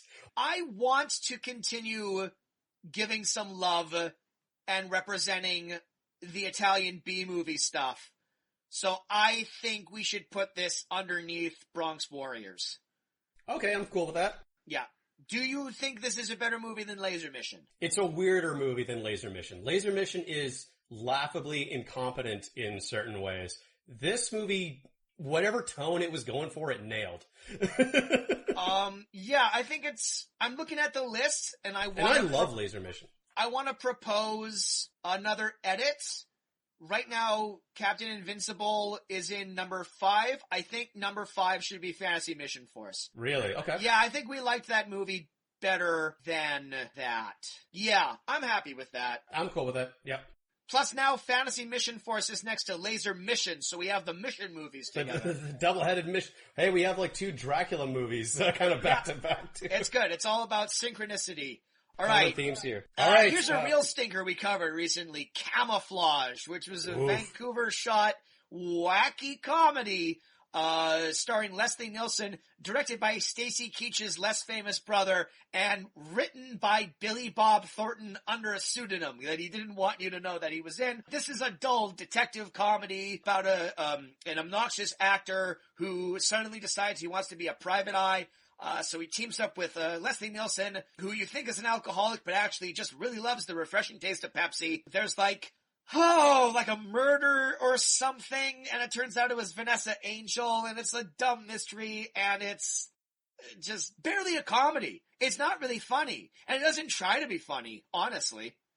It seems like it was rewritten to be more of a broad comedy when they realized, hey, Leslie Nielsen is best known for doing comedy these days. And even though I think this movie was originally meant to be sort of like a wry detective comedy, I'm it's absolutely not like The Nice Guys or Kiss Kiss Bang Bang, but I think it was kind of going for that detective comedy tone, but it just falls fucking flat.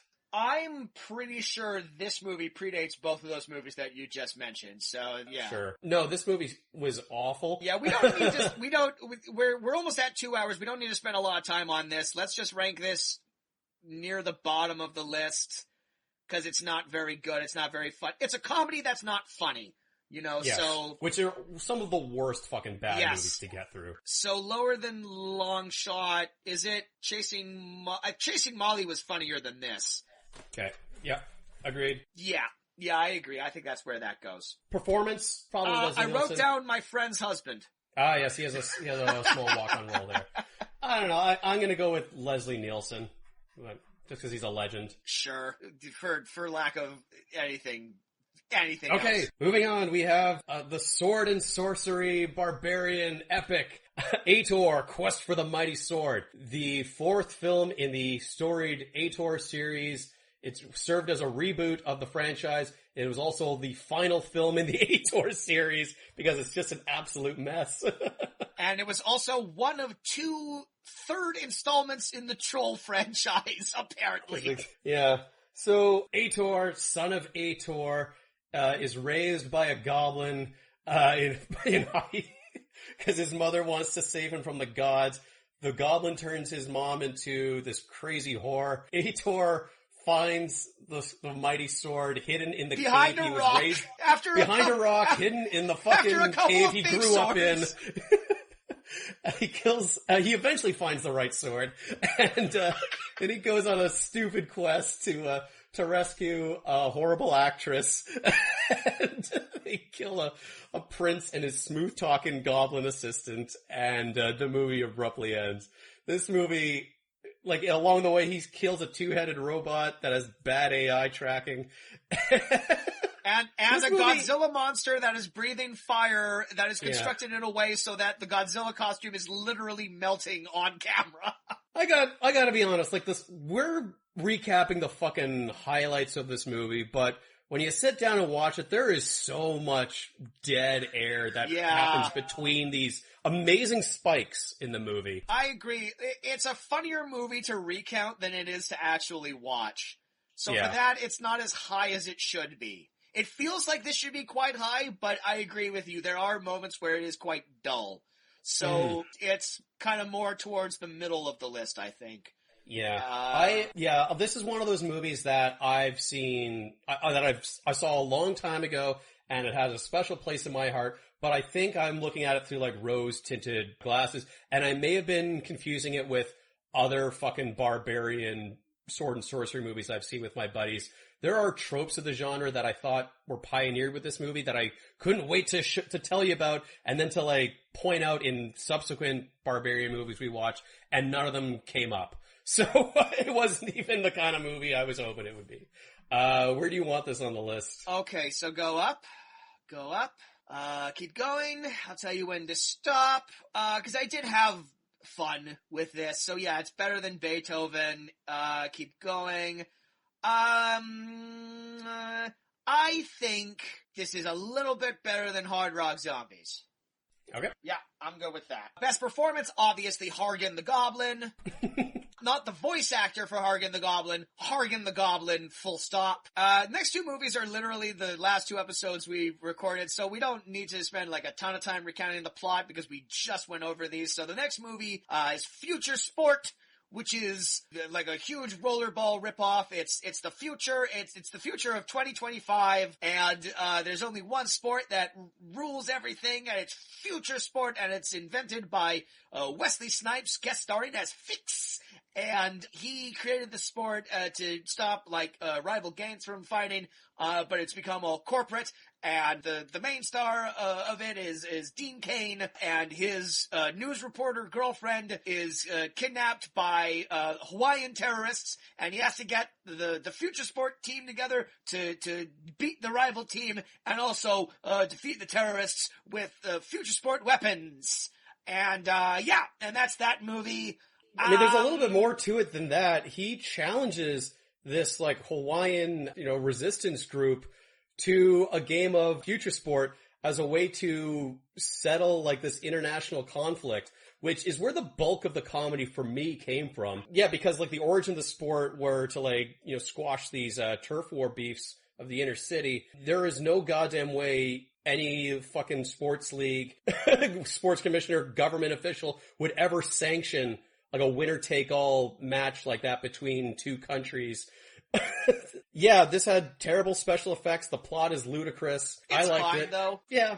It's okay. Yeah, it's not something worth rewatching. It's not even really something worth recommending, frankly, but it's fine. It's not, like, offensive. So, go a bit lower. It's a companion piece to Cyber Bandits, I'd say. No, Cyber Bandits is better than this, and the movies below Cyber Bandits is better than this. Keep going down. It's better than Pass the Ammo. It's better than Pass the Ammo, you think? Yeah, I think it's better. No, Pass the Ammo is better than this. Okay. I think this goes right below Reach Me. Is my hot take. Alright, and finally, the last movie that... performance of the movie, Wesley Snipes. Yeah, Wesley Snipes. Wesley Snipes weird and his Jamaican Jamaican accent, yes. Yeah. And our final and most recent movie, Accidental Love, aka Nailed. Jessica Biel gets a nail in her head. Because of this, her douchebag of a boyfriend, James Marsden, dumps her. So she and Tracy Morgan and a priest with uncontrollable erections go to Washington, D.C. to lobby their junior congressman, Jake Gyllenhaal, into co-sponsoring some healthcare bill. They managed to sneak it into Catherine Keener's military moon base bill in the end. There's some Girl Scouts throughout the movie that just kind of crop up because they're a presence in this movie. Whatever. A huge presence in this movie. Yeah, they show up way more than I thought they would. This movie's fun because it started off as a high concept studio comedy directed by David O. Russell, and then during filming, the producer refused to pay anyone, so it was just kind of abandoned until 2 years later, other producers bought it, and they cobbled together some version of this movie, and David O. Russell took his name off of it, and it's just... It's fun to look at as a movie that just fundamentally does not work. It's another broken movie, Like, so Yes. but it's a little bit better than, like, Deal of a Lifetime. It's not terribly offensive. It's kind of enjoyable. I don't know. What do you think? Where should we put this one? I was gonna say, it's pretty bad. Yeah. I like Deal of a Lifetime better as far as, like, between the two broken movies on our list. I think it's better than, because Shockwaves is above movie- Deal of a Lifetime, and this is better than Shockwaves, obviously. I think this movie started out promising as just a mile-a-minute, rapid-fire, absurd comedy that seemed like Arrested Development, so many spinning plates that it set up early that I thought would have, like, been a through line throughout the movie, or there would be weaves and dodge with the comedy and the setups, but then they all came together for some amazing crescendo, and it didn't. It just completely lost itself throughout the movie and never recovered. So, yeah, started out promising, fell flat by the end. I think we should put this directly under our underdog movie, Mosquito Man. I think this is the bridge between Mosquito Man and whatever. And the best performance, I think, goes to the lead Girl Scout. Because I think at one point in time, she says, "I'm gonna fuck shit up," and it's always funny when kids swear. So I'm gonna go with that. Sure. And there we go. We've ranked everything. So before we That's move it. on, I have a couple of quick superlative nominations that I want to throw out here. A couple of categories that I come up with. The first category is the sports bomb category. That is to commemorate all the sports movies we've done following your statement on the Future Sport episode when you said this was our first sports movie, and I just wanted to remind you we've done several sports movies from that. So the nominees are Aspen Extreme, Hot Dog the movie, Underdogs, and of course the winner is no contest for the sport of judging women based on their appearance. Sure. I got a real bone to pick with you and your sports bomb. Like, you know how bad I am at, like, thinking on my feet, and you're just like, "Hey, Jameson, give me a sports fact." And because, like, we have a movie review podcast, my mind's not oriented to sports, so when I'm stammering, coming up with a sports fact, you're like, "Oh, Jameson doesn't know shit about sports after all." And it's like, because I don't have, like, this Kaz Lesguardian mind palace where I can just draw facts out the top of my head. Fuck you. Between the two of us, I am a sports guy. All right. Well, speaking of running gags that you would prefer I not force you to do, the next category is shiniest. Don't you say it. It's shiniest couple, commemorating the couple that took the hardest shine towards each other over the course of the movies. The nominees are Brad and Janet from Shock Treatment. You know, they're in that TV studio, all those cameras, It's pretty shiny. Paul LeMat and his disabled girlfriend ride around in a garbage truck. You know, there's some shine going on in there, a bunch of junk. They pick up that, there's some shine on that. Martin Kemp and Alexandria Paul for Cyber Bandits. It's the future, you know, future shiny. John Hurt and Bridget Fonda and Frankenstein Unbound. He comes from the future. It's a space car, so that's shiny as well. And the winner, of course, is Brandon Lee and Debbie Monahan from Laser Mission. All those diamonds. It's the shiniest couple of all. They got all those diamonds. So yeah, that's the winner of shiniest couple. Take a shine is an actual term, dude. And it doesn't mean an actual, literal shine. Stop explaining the joke. Stop explaining the joke right now. I demand that you stop explaining the joke. Shine. All right. And now, I think we need to crown a winner for Best Original Song. So the nominees, once again, because we did not write this down. I didn't. No, I was hoping you wrote them down. Okay, so the nominees are Mercenary Man from the movie Laser Mission, written and performed by the other guy from Dire Straits.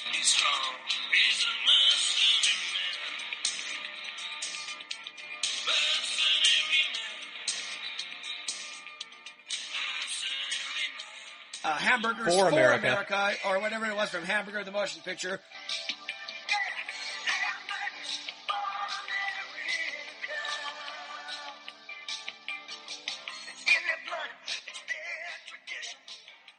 There was the song from Hard Rock Zombies. It was like, what was the name of the woman? Are we counting that? Cassie. The Cassie song, yeah. Yeah, like, fucking pedo song, yeah.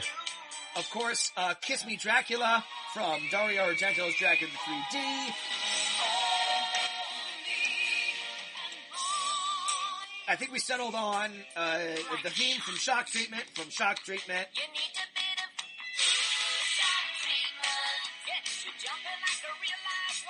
The dining scene from the dinner song from Fantasy Mission Force.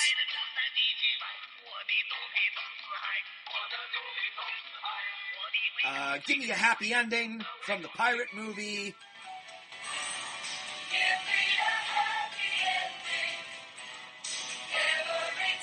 And is that it?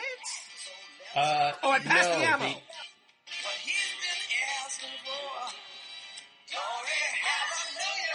Pass the Ammo, the credits theme from The Adventures of Mark Twain.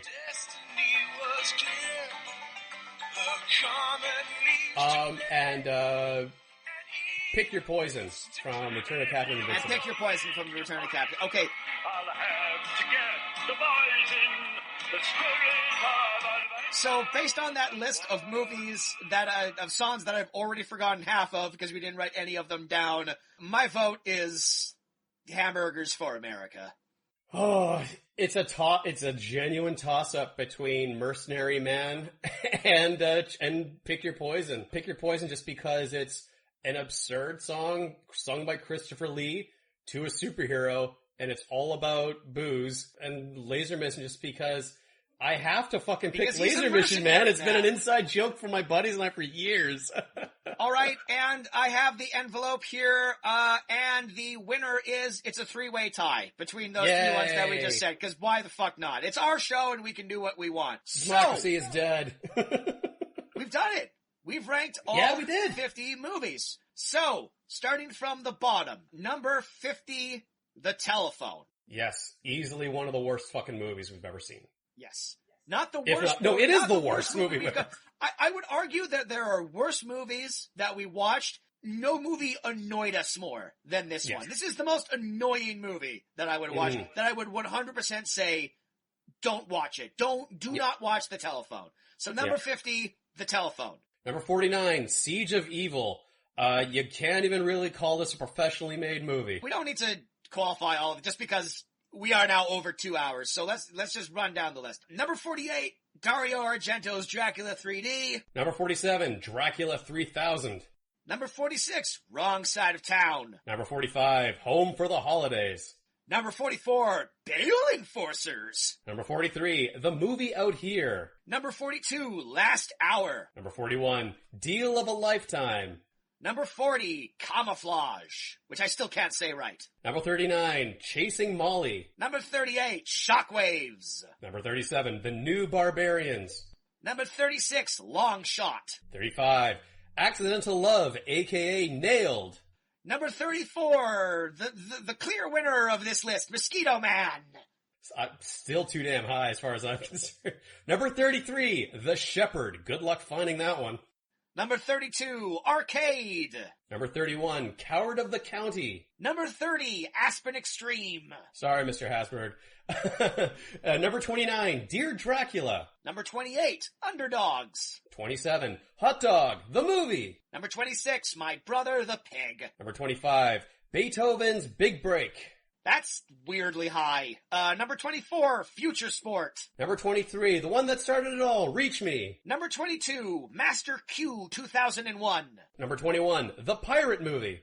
Number 20, Hard Rock Zombies. Number 19, Ator, Quest for the Mighty Sword. Number 18, Pottersville. Number 17, Pass the Ammo. Number 16, Frankenstein Unbound. Number 15, Assault on Devil's Island, brother.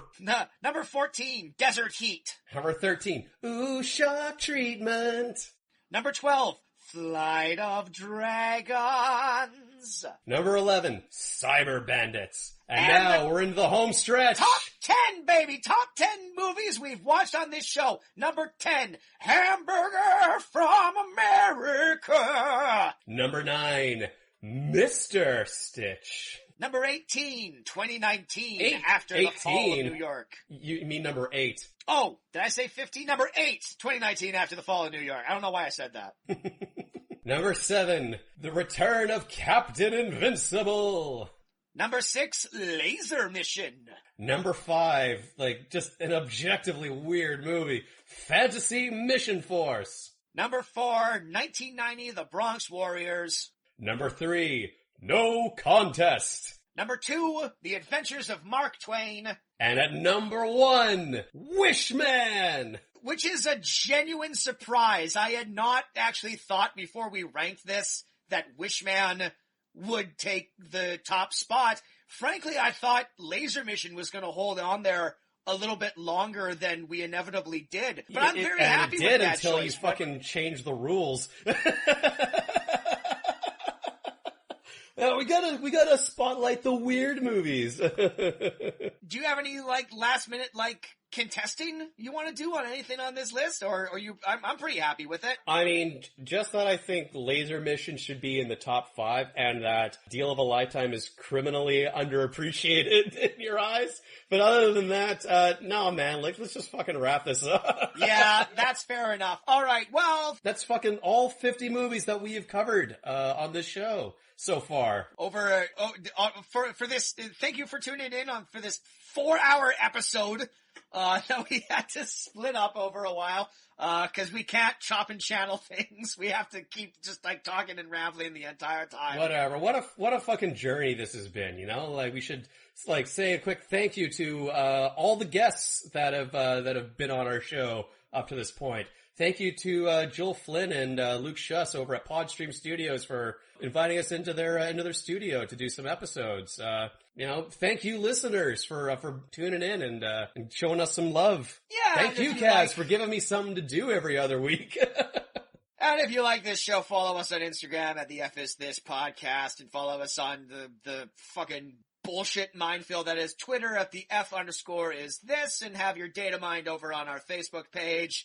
And all of that good stuff, and follow us and give a like, even though we're not on Apple Podcasts, so you can't give a like, but I don't know, like us anyway or whatnot, and next week, Jameson, that nip is back in the air, it's fucking WrestleMania! Yeah. And we got some movies lined up, for that, and, I gotta wrangle some guests, gotta wrestle some guests onto that show. Put some guests and then we're gonna take a break. It's time to end this episode. So thanks everybody. Thanks for listening. And, we'll see you on the next one, and we'll see you the next time. We have 50 movies to put in chronological order. God, imagine the episode where we have to rank 100 movies. I can't even. Oh no, we gotta do the next, the subsequent 50. We're not doing all the 100. This may be the only time we ever rank our movies. Alright, we normally end on a catchphrase, but we there is one from a movie that we covered in the last 2 hours. Bye! Bye!